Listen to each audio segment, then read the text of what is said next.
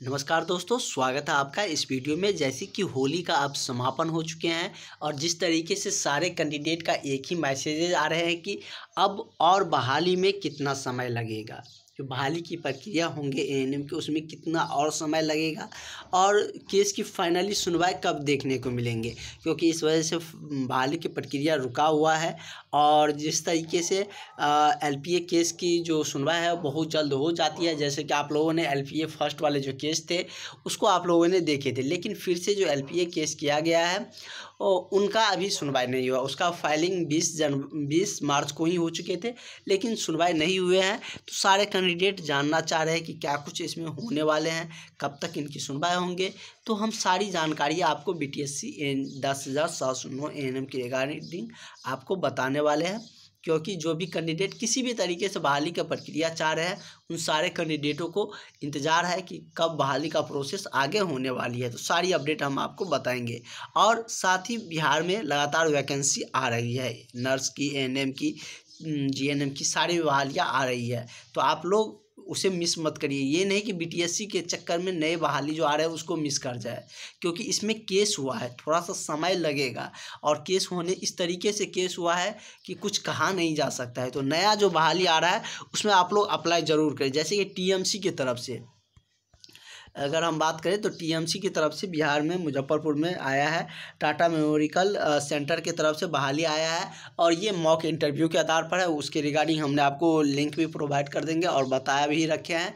और यदि हम बात करें तो उसमें आपको एएनएम के जो कोर्स है उससे इंटरव्यू पूछे जाएंगे और इसमें कम वैकेंसी थे इसलिए इंटरव्यू के आधार पर है। मेजर वैकेंसी आने वाले हैं, उसमें आपको रिटेन एग्ज़ाम जिस तरीके से आप लोगों ने दिए थे उसी तरीके से सीबीटी एग्ज़ाम होने वाले हैं। तो आपकी तैयारी चल रही है, लगातार आपकी क्लासेस डेली आपको 7 बजे से चल रही है। तो क्लास ज़रूर आप लोग ज्वाइन करें, नोट्स सारे कुछ आपको मिल जाएंगे। और जैसे कि बहुत सारे अभ्यर्थी एडमिशन भी ले लिया है, तो 100% आपका एग्ज़ाम निकलेगा। और एग्ज़ाम पर आप लोग फोकस करिए, तैयारी करिए। एएनएम की जो कोर्स है उस पर तैयारी कर मतलब कि कोर्स पर अपना फोकस करके तैयारी करिए, जिस तरीके से हम आपको तैयारी करवा रहे हैं। और यदि चाह रहे हैं इस बार नौकरी लेना तो आप लोग इस नंबर पर कांटेक्ट करके पीडीएफ नोट्स क्लासेस सारा कुछ ज्वाइन कर सकते हैं। तो इसमें हम एलपीए केस की पहले जो लास्ट वाला एलपीए केस किया गया है 269 वाला, उसके बारे में हम आपको बता देते हैं कि इस वीक में कब तक इसका सुनवाई होने जा रही है। तो इनकी जो सुनवाई है वो आप लोगों को इस सप्ताह में देखने को मिल सकती है। जिस तरीके से आपको पहले वाले जो एलपीए केस थे उसमें आपने देखे थे कि उसकी भी सुनवाई बहुत जल्द हुए थे। तो एलपीए केस मतलब एक तरीके से अपील होती है, अपील किया जाता है जो पहले केस किए जाते हैं। जैसे कि CWJC नंबर इसमें जो किया गया था इस पर ही मतलब कि राइजिंग किया गया, मतलब इस पे आप देख सकते हैं जो CWJC नंबर वाले जो केस थे जिसमें हाई कोर्ट का डिसीजन भी आ गया था। तो इसी पर मतलब एक अपील कर सकते हैं किया गया है एलपीए के द्वारा। तो इसकी सुनवाई आप लोगों को इस वीक में देखने को मिल सकती है। और इसका जो केस की जो फाइलिंग है वो हो चुकी थी, जो कि आपको 20 मार्च को ही हो चुका था, जैसे कि आप देख सकते हैं।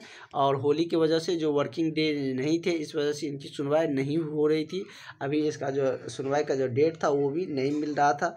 तो इसका जो डेट मिलेंगे, जैसे कि यहाँ पर आप देख सकते हैं अभी सुनवाई का जो डेट है वो नहीं दिया गया है, लेकिन जब मिलेगा तो नज़दीक ही डेट मिलेगा, ज़्यादा लंबा समय नहीं मिलेगा। जैसे कि हम जो फर्स्ट इस पर जो एलपीए केस हुए थे उसमें हम लोगों ने देखे भी थे।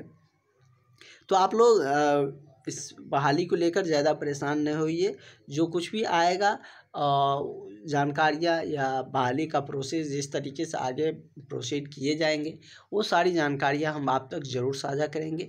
और जो नई बहालियाँ आएंगे वो भी हम जानकारियाँ आप तक पहुंचाते रहते हैं।